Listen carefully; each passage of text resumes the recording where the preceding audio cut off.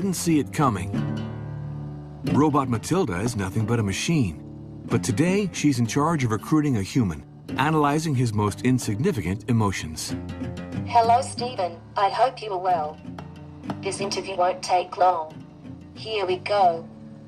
You accept rules and regulations without complaint and never deliberately break them. To a large extent, yes. And sales, the law of the jungle prevails. You take fellow salespersons as competitors in a competitive world. No. You welcome criticism and accept your weaknesses. Yes. Success and progress is the ultimate goal. Don't know. You believe there is room for everybody. Yes. Here is the last question. You welcome criticism from your boss. And do not hesitate to give your point of view. Yes. Thanks for your time.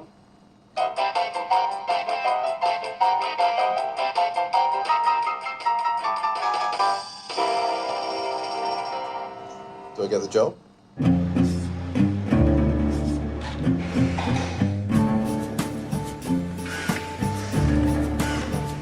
Robots have ventured out of the factories where they've been largely relegated up to now. With little fanfare, the fourth industrial revolution has already begun. It employs all sorts of machines, all of which are growing more efficient, intelligent, and autonomous. Performance, productivity, flexibility. Everywhere, it is imperative that workers adapt to digital logic. And in spite of an unbridled attempt to keep up, humans are running out of breath.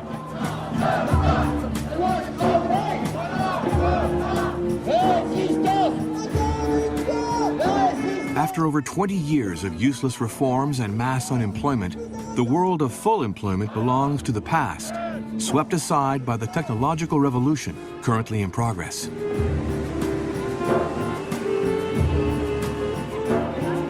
What world will emerge at the height of this mutation without precedent?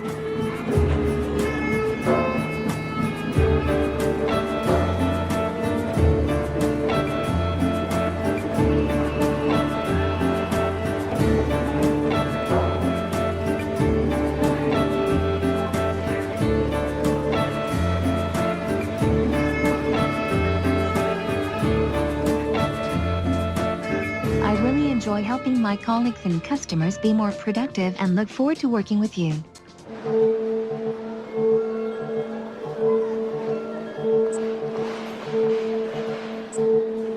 Without fully realizing it, we have toppled over into the digital world. Little by little, machines have entered our lives, at work, in our leisure time, everywhere. Of course, they are useful, but with them, we do the work ourselves for free. And we participate in this new economy while forgetting about all the jobs being cut in numerous sectors of activity. From national rail to the post office, there is widespread uneasiness and concern. Over 3,000 post offices are threatened, and neighborhood services risk belonging to the past. And yet the future appears to belong to machines.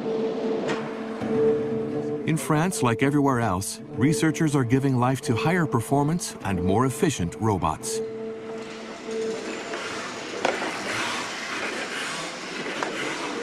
Un robot est une machine dont les mouvements sont commandés par un ordinateur. Alors, ces machines-là, elles peuvent bien sûr faire des mouvements répétitifs, mais elles peuvent aussi s'adapter à l'environnement.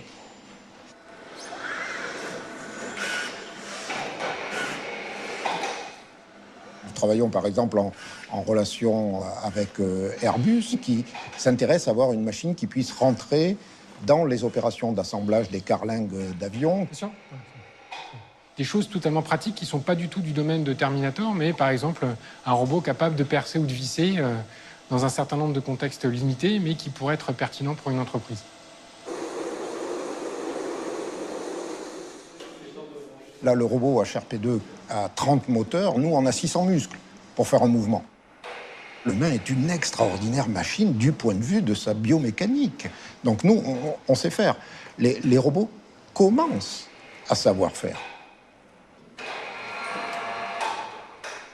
Ce qu'on peut dire aujourd'hui, c'est que les emplois qui étaient peu qualifiés pour des tâches pénibles et répétitives se transfèrent dans des tâches de, si je reprends simplement le secteur de la robotique, dans des tâches qui vont être de programmation de robots, de maintenance des robots, donc des tâches qui vont être beaucoup plus qualifiées, qui vont être plus près du secteur des services, et vous avez une espèce de vase communicant qui est en train de se créer entre la disparition d'emplois industriels au profit d'emplois de services. Ça en crée dans les entreprises qui font de la robotique, mais généralement les emplois qui sont créés sont des emplois qui sont plus qualifiés que ceux qui sont perdus dans les unités de production.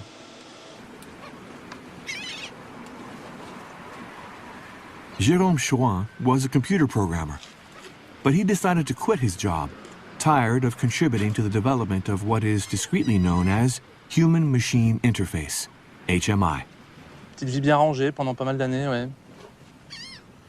À faire du logiciel pour l'industrie, en l'occurrence longtemps pour l'industrie postale, le tri postal plus exactement. Ce que je trouve pas dommage sur le fond. C'était pas forcément toujours un travail très enrichissant peut-être, de passer des heures debout devant des casiers à prendre des tas de courriers et puis à les mettre dans des petites cases pour faire du tri. Tâches très répétitives qui font partie de ce genre de tâches qui sont les premières cibles de l'automatisation en général. Ce qui pour moi est plutôt une bonne chose, mais ça dépend ce qu'on fait derrière, ça dépend quel est l'objectif. Or, il s'avère qu'effectivement, dans une société telle qu'elle est câblée aujourd'hui, prendre le travail d'humain, c'est pas les libérer, c'est les mettre dans la précarité. Donc moi, je suis pour l'automatisation, mais je suis pour qu'on change le système qui englobe tout ça, parce qu'il me semble que c'est juste pas possible de continuer comme ça, vu que ça va être de plus en plus et de façon très massive. Donc oui à l'automatisation, mais si elle libère, pas si elle met les gens dans le caniveau, quoi. En tout cas, ce qui est évident, c'est que l'automatisation conduit à un énorme paradoxe. À savoir que le modèle qui était le modèle qui s'est formé au XXe siècle, qui est que les producteurs deviennent aussi des consommateurs qui ont un pouvoir d'achat et qu'à travers leur pouvoir d'achat, ils peuvent donc faire fonctionner le cycle de la consommation, eh bien ça, avec l'automatisation, ça ne marche plus. Parce que d'où vont trouver l'argent les gens qui ne vont plus dans les usines? The local economy resists as well as it can, but is losing ground on a daily basis. City and town centers are being deserted to the benefit of commercial centers and shopping malls. Because it is more practical, because it is less expensive, we become accomplices of a logic that jeopardizes local employment. Most of the goods we consume are manufactured elsewhere and travel thousands of kilometers before being put on sale. Such tight flow capitalism needs to transport products at the cheapest possible price.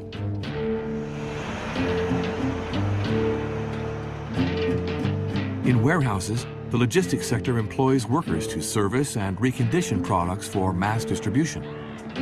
And the process of dehumanization is accelerating in state-of-the-art mass distribution warehouses. Forced into fierce competition to grab a larger share of the market, increasing automation appears to be inevitable.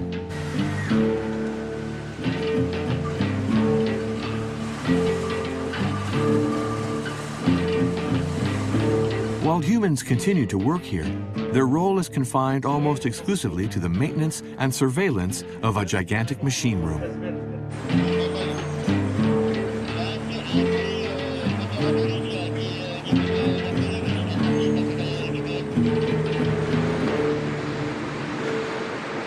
Nous sommes sur un des outils les plus modernes de France, voire d'Europe.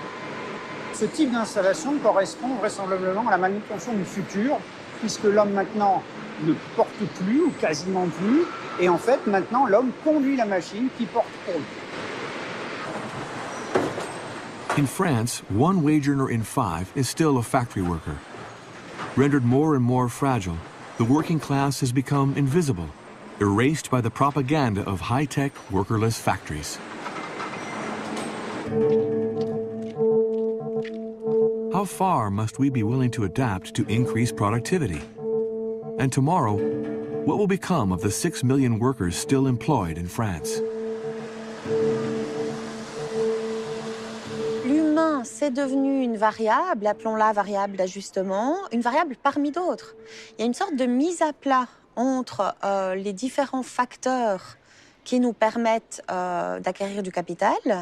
Et l'humain, c'est devenu un facteur parmi d'autres. Un facteur toujours moins important, finalement, parce que les machines, devenant toujours plus prépondérantes dans le système de production du capital, l'humain, finalement, finit même, je dirais, à contrario, par être perçu comme le grain de sable qui fait que le système pourrait dysfonctionner. To understand what's in store, we must cross the Atlantic. Ladies and gentlemen, welcome to Pittsburgh, where it is currently 2:30 p.m. By favoring the digital, we shift from one economy to another, here in Pittsburgh, former capital of the American steel industry. In the late 80s, Pittsburgh picked itself back up by investing massively in advanced technologies. Its Carnegie Mellon University became one of the leading centers of research in artificial intelligence and robotics.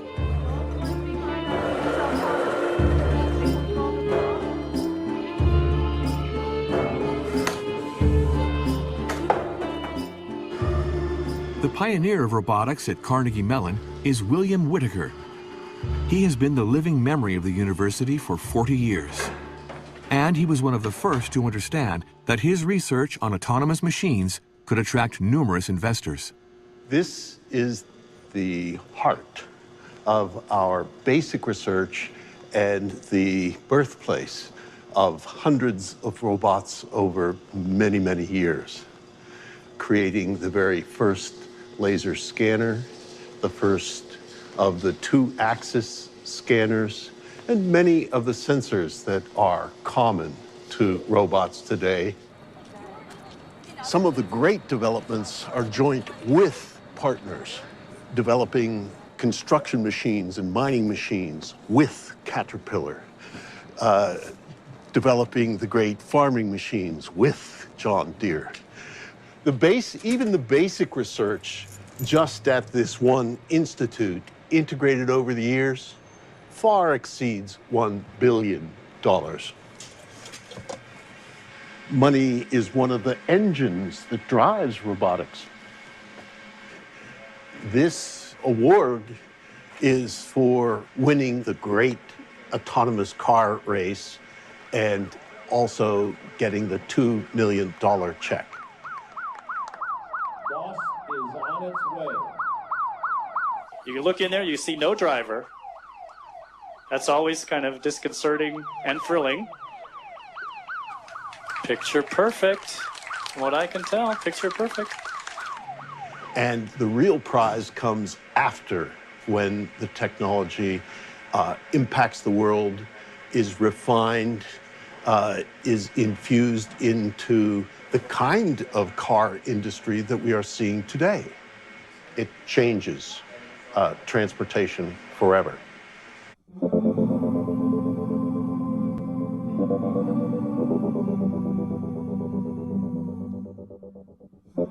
This is one of the inventions by researchers at Carnegie Mellon, one of the first fully autonomous cars developed with the manufacturer General Motors. This experimental version is already driving on the streets of Pittsburgh, and its commercialization is merely waiting for legal approval. In the wings of the global automobile market, a commercial war has already begun. So when vehicles are able to drive themselves, it will truly represent a revolution. Silicon Valley, high-tech companies like to disrupt existing industries. So companies like Google and Uber and maybe Apple are looking to enter the space and take over this very large, lucrative market segment. And the car makers are not going to lose the space without a fight. There is significant money at stake.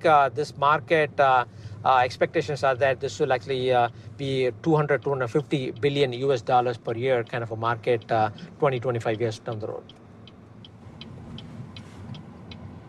If these vehicles are able to drive themselves, the question becomes what happens to the human drivers? Will they lose their jobs or not? So those are very interesting economic questions.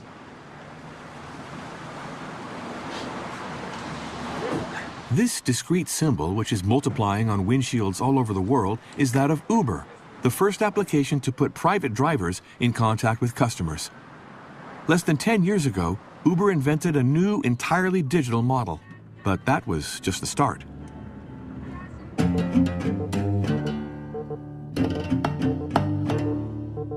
Since the summer of 2016, strange vehicles covered with sensors began to appear on the streets of Pittsburgh. This is where Uber chose to experiment its self-driving cars. Behind the wheel, engineers still act as monitors, but in back, customers are already paying for their rides. This breaking point, or disruption, could cause instability in the taxi sector throughout the world.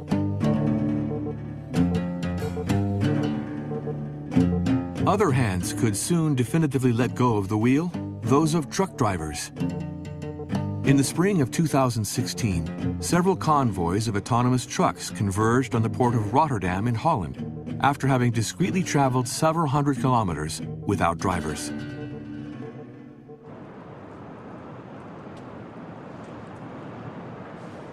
Even at the heart of the world's first economy, concern is growing.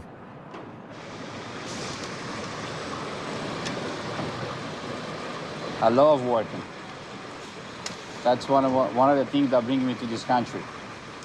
Uber's my part-time, and I work full-time as a truck driver. I feel like that I need to work like more than one job just to secure the security of my family. One of the first jobs I held in this country was a factory work, but the automated machines is already hurting us, the hard-working people. So I became a truck driver, but I'm scared because when I heard all these automated trucks that they've been testing around, especially here in the United States, of course, I'm scared.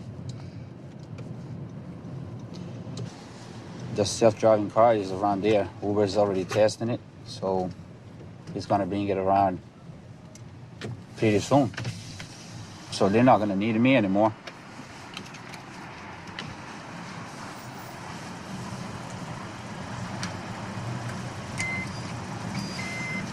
The other way, arrow face up. Thank you, sir. Machines everywhere. That, sir, that man right there, he's probably gonna lose his job anytime soon, too. It's becoming a disease, and I don't know what to do. I wish the world leaders one day, they do something about it to stop it. Now, before it gets too late.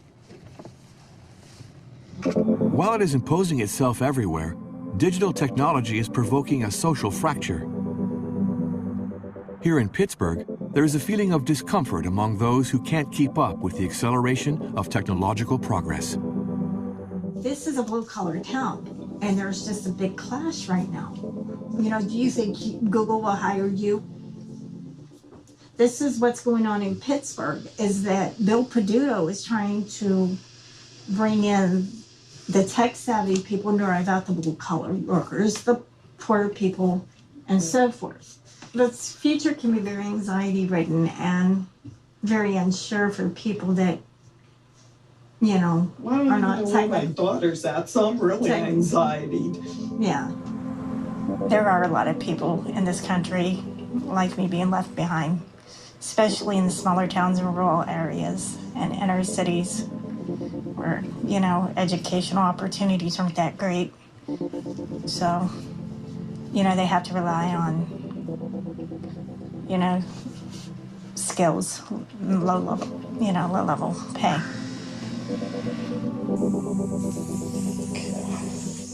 Perfect.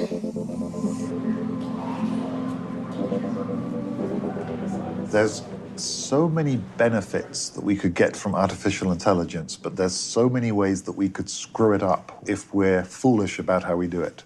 We could all start doing 3.5-day working weeks and let automation take care of the rest of it. Or the other way we could approach this is to fire half the people who are actually their previous skills are no longer valued by society, and so there's a lot of uncertainty and unhappiness about that. And it's possible this could get vastly worse if we imagine a world where 5% of the technology elite, which, by the way, will include all the people who studied computer science at CMU, that 5% gets immensely wealthy through automating everything, but 95% of the world's population gets left behind. That would be a disaster.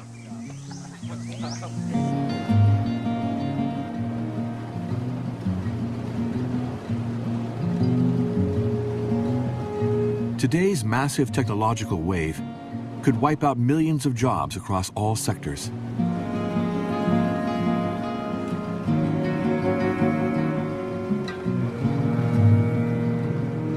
Around the world, the number of whistleblowers is increasing. I'm the former president of America's largest union, SEIU, the Service Employees Union. Now, more and more reputable research, the McKinsey Global Institute, the Boston Consulting Group, 3 Nobel Prize winners, the World Bank, the ILO, are all predicting that a tsunami, a disruption of unprecedented proportions is going to happen to the labor market in the next 10 to 20 years, and that people are completely unprepared for it. McKinsey says that 45% of all the tasks that are done today can be eliminated. 10% more if artificial intelligence is deployed. The Oxford University says 47% of all jobs because of the introduction of software and automation and robotics. And the best example in the United States is driverless trucks. The largest job in 29 of the American states is truck driver. There are 3.5 million truck drivers and 5 million people who support them. And yet we now have seen in Europe a driverless truck go from one end of the continent to the other. We've seen a Budweiser delivery truck now go 100 miles in the United States. And so all of a sudden, the largest job in 29 states, 8.5 million people, is at jeopardy in the next decade. That is a major disruption in the job market, not to mention accountants and lawyers and anesthesiologists and translators. So we're beginning to see this as a massive expansion of technology into areas where up to now it's mostly been a blue-collar consideration, and now the war has come to the white-collar workers as well.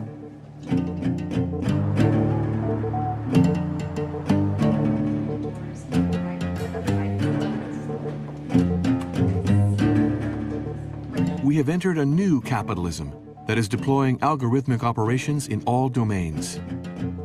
In the service sector, the future belongs to virtual assistants, with almost human faces, but with an intelligence that is artificial. Hello, Ergen Ikichi. Hi, Amelia. Is 17 State Street your address? Yes, it is. What's the apartment number? Good question. Let's see, the apartment number is 2503. What is the style of your house? It'll say now it's a condo. Amelia, I dislike your voice. Sorry to hear that. So what makes Amelia special? We look at 3 key tenets. Those tenets are, 1, the ability to understand what you meant, not just memorize the words that you use. Through that understanding, we then look for a machine that can learn through human interaction. When we talk about cognitive, we're talking about machines that understand semantics. In layman's terms, that means a machine that understands you. Amelia understands when customers are happy or angry. Sorry to hear that. She tracks the customer's emotions in a 3D emotional space during every dialogue and adapts her responses and gestures accordingly. This allows her to deliver personalized service to each individual customer across a range of roles and, for example, has been trained to manage invoicing queries from suppliers for a global oil and gas company. Best of all, Amelia is always available. She holds thousands of conversations in parallel and stays friendly and professional every day of the year, whatever time of day or night you need to contact her. And this you're looking at is only Amelia version 2. Thank you. You'll find yourself talking to probably cognitive agents and not even realizing it. You'd be surprised how motivated we found the insurance industry is for leveraging a cognitive agent to be a trusted advisor for their customers. In the banking industry, Amelia is actually being trained as a wealth manager for a Swiss bank. There's a lot less appetite in these big financial companies for human mistakes, right? They need the best behavior. They need adhering to regulations, compliance, because we know what the potential impact of misbehavior in those organizations are. Let's also say, very frankly, they are driven by the fact that it's unavoidable. It's coming. Technology, automation, intelligence is coming. It's like saying the Industrial Revolution is not going to happen. Of course it's going to happen. This is our human nature. We always advance. It's still the beginning of the journey, mind you, but the journey has at least started. Imagine it was 7 of us sitting in a loft space in Soho when we started. And from there to today, we're maybe 3,000 employees now. We're in 10, 15 countries. We've been growing quite healthy.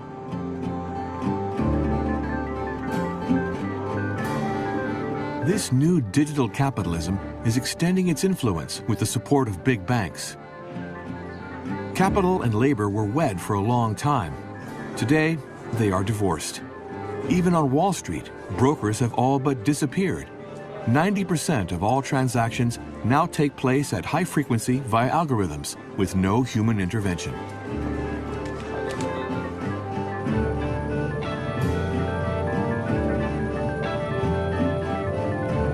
To better understand what is going on in the world of the massive destruction of white-collar jobs, we turn to Switzerland, one of the strongholds of global finance.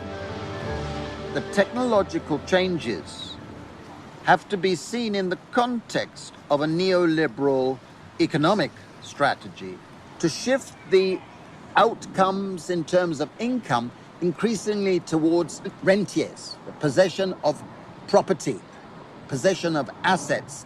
And much of it is centered, is based in this city of Geneva.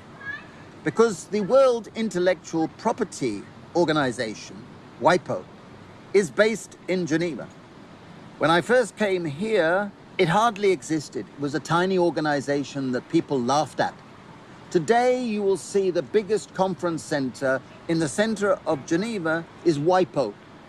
And what this symbolizes is that increasingly they have constructed a system whereby more and more of the income that is being generated is going to patent holders, is going to copyright holders, is going to the holders of brands, all registered with WIPO, that guarantees them a monopoly income flow for years and years. And meanwhile, if you're relying on your labor, you are finding your wages are falling. And therefore the system is fundamentally corrupted. And technology is only part of what's taking place. It's a very important part, but it's not the engine that's creating this dystopia we're facing. Today, with a good idea and the technological power to back it up, one can strike it rich quickly. This new El Dorado attracts the young generation who have flocked to School 42 to attempt the double challenge of creating a startup in a weekend and launching new applications for mainstream consumers. Si tu fais une image juste pour... Tu peux faire juste le bloc et c'est plus court aussi, c'est bien aussi. Vous travaillez sur quelle idée, vous? News for You. L'intelligence artificielle va nous permettre justement de faire ressortir et d'organiser les articles de blog, de presse, etc. en fonction de vos goûts à vous, dans un ordre... Plus l'utilisateur va utiliser l'application, plus on aura d'informations sur son comportement, et donc plus les articles proposés seront pertinents par rapport à ce qui l'intéresse. Pour créer une entreprise à forte croissance, en moyenne, il faut 15 000 € d'investissement, seulement.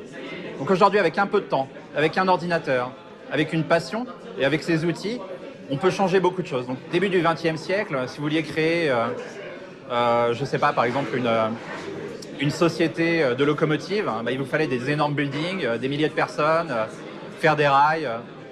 Aujourd'hui, on peut quasiment tout faire avec une équipe de 3 personnes. Prenez un exemple, WhatsApp a une équipe de 50 personnes et il gère plus d'1 milliard d'utilisateurs. Putain, je sais plus où il l'a mis. Et en plus, vous pouvez être assis au milieu de nulle part. Tant que vous avez une connexion Internet, vous pouvez vendre tout ce que vous faites dans le monde entier. Donc on est vraiment dans une période excitante, une période unique de notre histoire. To stay in the race, one must never stop adapting. Yes, but to what exactly? Perhaps the answer can be found in California, south of San Francisco. More precisely, in Silicon Valley. This is the epicenter of the digital revolution. Here, employment is already a global market, controlled by private companies.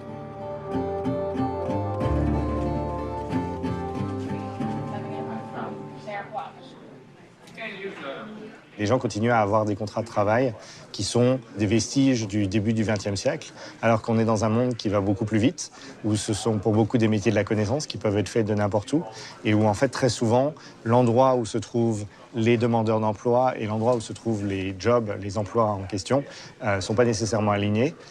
Et donc nous, on connecte des sociétés, essentiellement des PME, avec des freelances à travers le monde. Nous sommes la plus grosse place de marché pour le travail en freelance.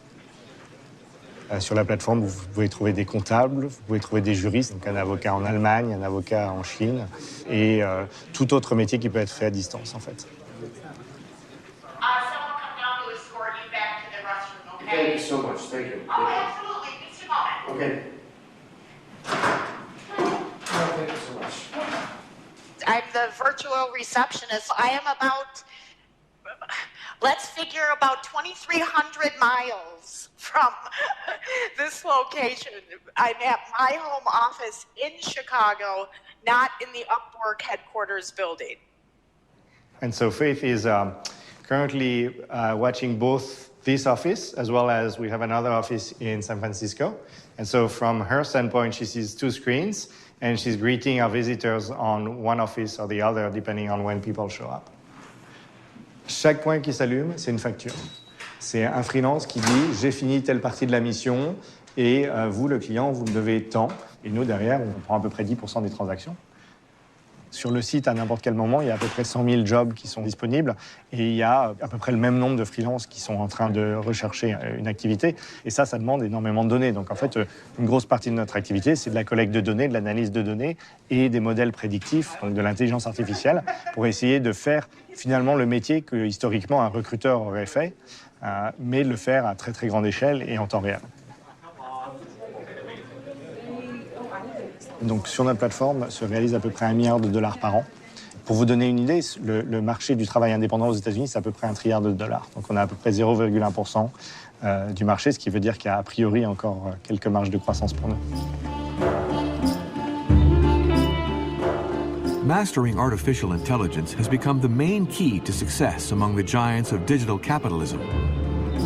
AI functions practically without human resources, since it is fed with data that we all generate at every moment, for free. Google, Amazon, Facebook, and Apple are worth over $1,000 billion by themselves alone, and yet they employ only 150,000 people throughout the world. If you look at 4 of the most prominent companies in our country, you understand how much the economy's changed. So Facebook is the largest media company in the United States. It produces no content. Airbnb is the largest hotel company. It has no rooms. Uber is the largest transportation company. It owns no cars. And Alibaba and Amazon are the largest retailers in the world. They have no stores. San Francisco attracts the top brains in the digital world. They come here to make a fortune, where salaries and stock options can reach amounts that fly off the charts. Giorgio Reni moved here with the co-founders of Scality, a French startup specializing in mass storage of digital data. C'est ici que je viens souvent, entre midi et 2, et ça permet d'avoir un petit moment de calme au milieu de toutes les interruptions, email, téléphone, SMS, qu'on a en permanence au travail.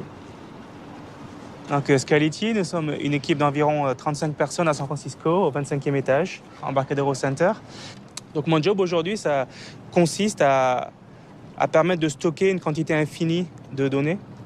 Et c'est la clé dans les algorithmes d'intelligence aujourd'hui. Les algorithmes ne sont pas forcément différents de ceux qui étaient utilisés avant, mais la façon de les connecter entre eux, la façon d'entraîner ces intelligences artificielles s'accélère et tout le monde s'en sert.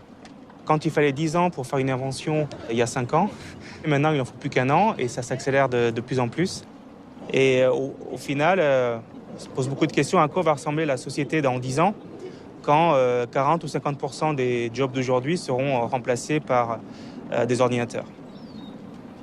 Je pense que personne n'a les chiffres exacts et la réalité c'est que c'est ça qui fait peur. Est-ce que c'est 10% des jobs qui seront remplacés dans 5 ans? Est-ce que c'est 40% dans 10 ans? Personne n'a la réponse à ça. Et surtout, la problématique d'être dans une croissance exponentielle, c'est qu'on ne sait pas à quel point on est dans la courbe de l'exponentielle. Donc ça peut être dans 5 ans comme ça peut être dans 100 ans. Personne ne peut le prédire. Et je pense que ça fait partie de la raison pour laquelle c'est vraiment excitant, c'est que c'est vraiment un territoire inconnu.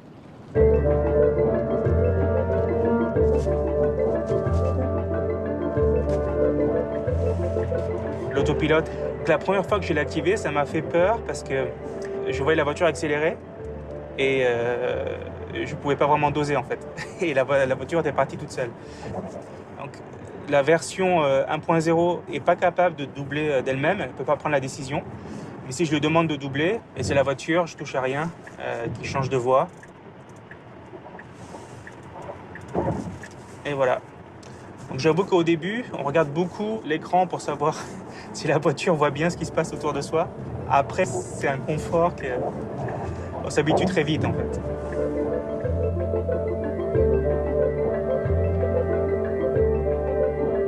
Ça, c'est quelque chose qui m'a énormément choqué quand je suis arrivé aux États-Unis et c'est vrai qu'on s'habitue et c'est assez triste. Donc c'est clair qu'en ce moment, les riches deviennent de plus en plus riches et les pauvres de plus en plus pauvres.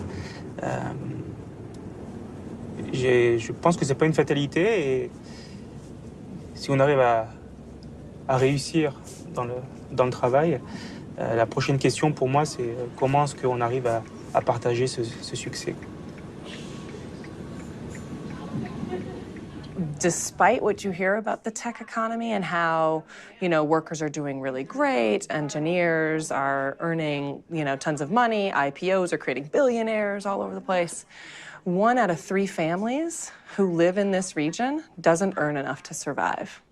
Rents are getting so outstripped by wages that families are so unstable and then they can't find a unit or they're getting kicked out of a unit. And it's really, it's pushing people into cars, into the streets.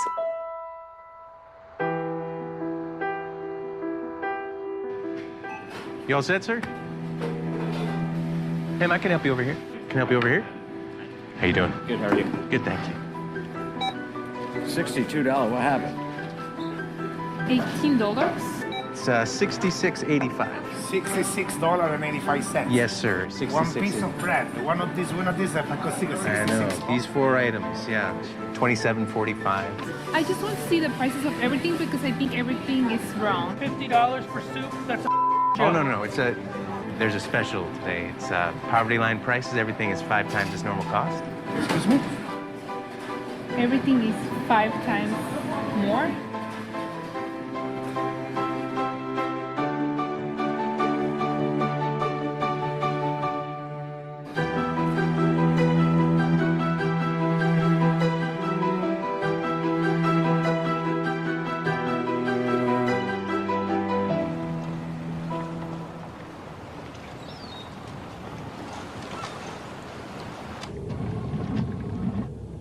Employment instability affects a growing part of the middle class.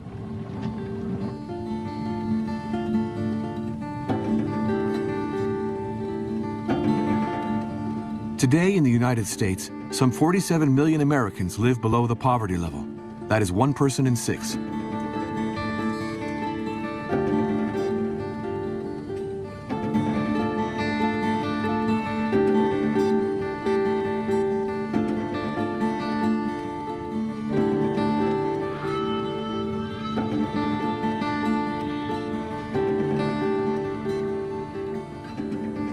I think our biggest challenge is not to misrecognize technological change as requiring inequality, as requiring putting people down. It doesn't require that.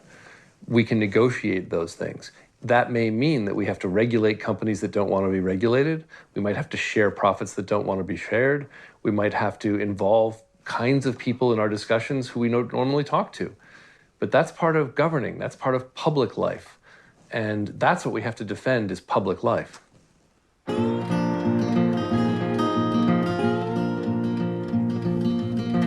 What if, in the end, this were a chance, an opportunity to invent a new world? Bonjour Raphaël Liogier. Bonjour. Votre dernier ouvrage qui vient tout juste de paraître s'intitule « Sans emploi ». Les robots vont nous permettre d'être dérobotisés et d'être plus créatifs. C'est ce que vous écrivez. Exactement, c'est-à-dire que la richesse, c'est la richesse qu'on produit.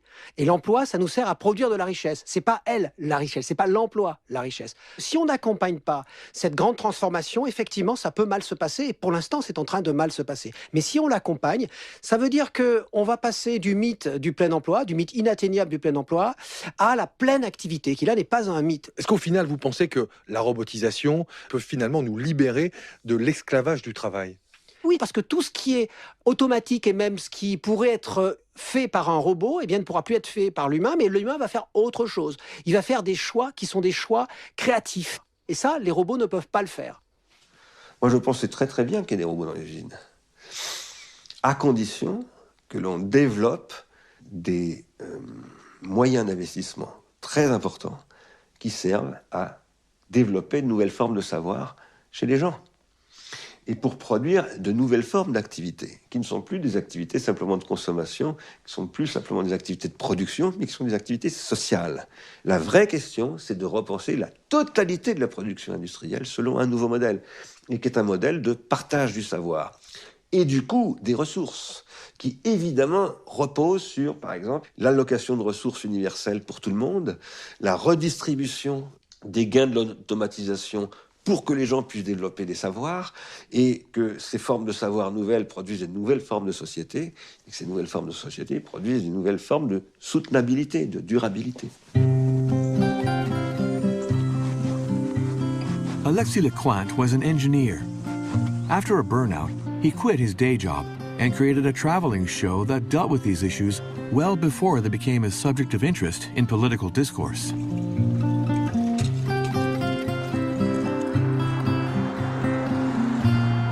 A troubadour or songster of a new kind, he's fighting for the creation of a guaranteed basic income, which is to say, a sum given to everyone throughout their life as a civil right, whether one works or not.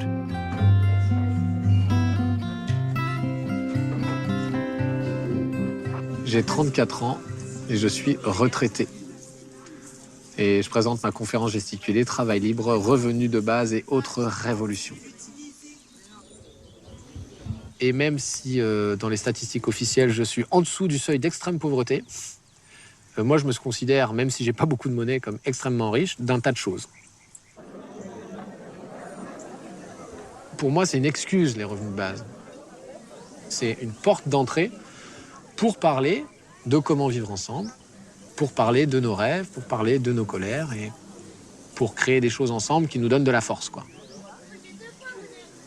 Si l'idée, c'est de faire des revenus de base et des choses comme ça pour avoir la paix sociale et qu'on continue à avoir des esclaves mais qui ferment leur gueule, ben, ces revenus de base, évidemment, ne m'intéressent pas du tout. C'est mes adversaires politiques.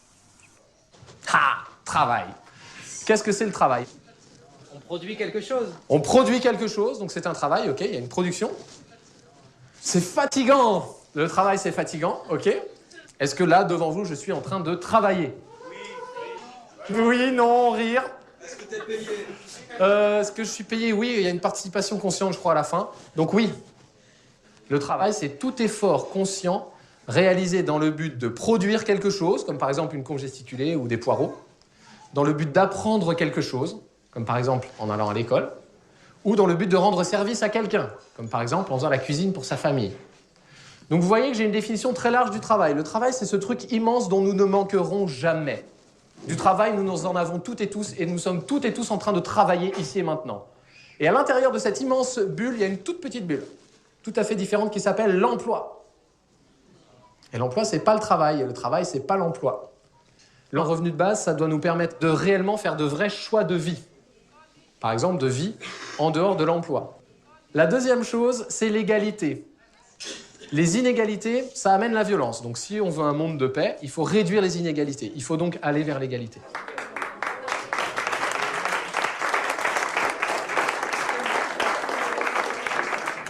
If we had a basic income, you would see a tilting away from labor in jobs to spending more time on care work, on voluntary work, on community work, on the work of developing our capabilities, and a sense of greater control over our time so that people in the precariat won't have to spend 60 hours a week to get just a meager income, which is what the case is today. So for me, it's a very ironic situation that we have on one side people saying that the robots are going to displace millions of people, and on the other side, people criticizing a basic income saying it would lead to people doing less labor. Well, if we've got less labor, then that's surely a good thing. If you ask people, do you want to improve your life? And if you had a basic income, would you stop working? They would say yes to the first question and no to the second question. In other words, we in general, 98% of people want to improve our lives, and having a basic income would not stop that human motivation. On the political side, the subject is now being considered seriously. Since the start of 2017, basic income is being experimented with in Europe, for example in Finland and in the Netherlands. Compromise 1, in favor. What is at stake today in the European Parliament is adopting a resolution about robotics, finally setting a limit on the digital tidal wave. Adopted. Je persiste à penser que la technologie doit être au service des humains, et quand je dis les humains, ce ne sont pas seulement 1% de la population. Les gens acceptent que ça aille mal s'ils ont au moins la perspective que pour leurs enfants, ça ira mieux. Mais si on enlève aussi cette perspective, alors moi j'ai peur qu'on soit près d'une... Enfin, je ne veux pas dramatiser, mais quand même, de révolte et de révolution. Il faut s'occuper de ces questions et ne pas dire « on va continuer comme jusqu'ici ». To attempt to heal this fracture, Jérôme Chouin decided to found a people's university dedicated to everything digital and open to all. J'ai fait des petits exercices pour qu'on puisse s'entraîner. Est-ce que ça vous dit quelque chose, hein, glisser-déposer? En laissant appuyer, on va bouger et lâcher dans cette zone-là. Tu sais où est le verrouillage et le majuscule momentané? Non. Je démissionne. Globalement, sur la population, il y a une culture qui n'est pas là. Et comme moi, ma conviction, c'est que c'est certainement pas, ça viendra certainement pas d'en haut. Je pense qu'il faut que ça vienne d'en bas, quoi. Donc il faut qu'on s'y mette tous. Et aussi petit que soit ce qu'on est en train de faire, on fait quelque chose, quoi. On y va sans prétention, mais on y va. Voilà, c'est ça l'idée. Une machine, c'est donc quelque chose qui obéit à nos ordres. Et le clavier et la souris, c'est donc des périphériques qui nous permettent de, justement, pouvoir passer ces commandes. Si vous avez des questions, n'hésitez pas sur le forum ou par mail. Hein. Oui. C'est un navigateur. Pour moi, un citoyen qui ne sait pas lire, c'est un citoyen de seconde zone. C'est quelqu'un qui n'est pas quelqu'un de libre. Pour moi, libérer quelqu'un, c'est quelqu'un qui est en possession de ses moyens dans une société qui a certains usages. Le numérique, si on parle purement de l'outil technologique, il est ultra puissant. Et c'est vrai que je ne vois pas comment il ne pourrait pas s'imposer toujours plus. Mais justement, il est d'autant plus important de bien le connaître et puis de s'asseoir tous ensemble et de dire on va s'en servir, pourquoi? C'est l'objectif qui compte.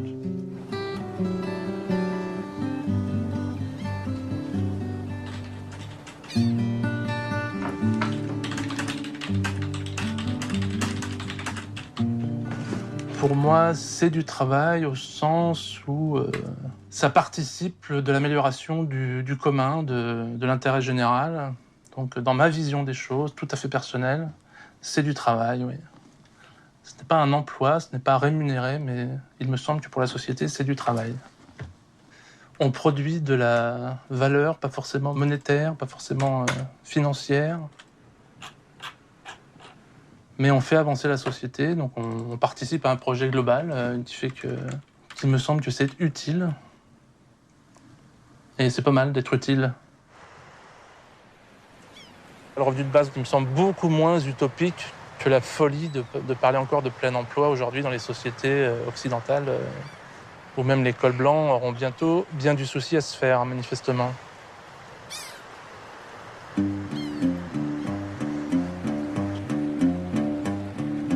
Doesn't it seem like it's in everybody's interest to equitably share the wealth generated by machines? This is without doubt the most essential question we face today.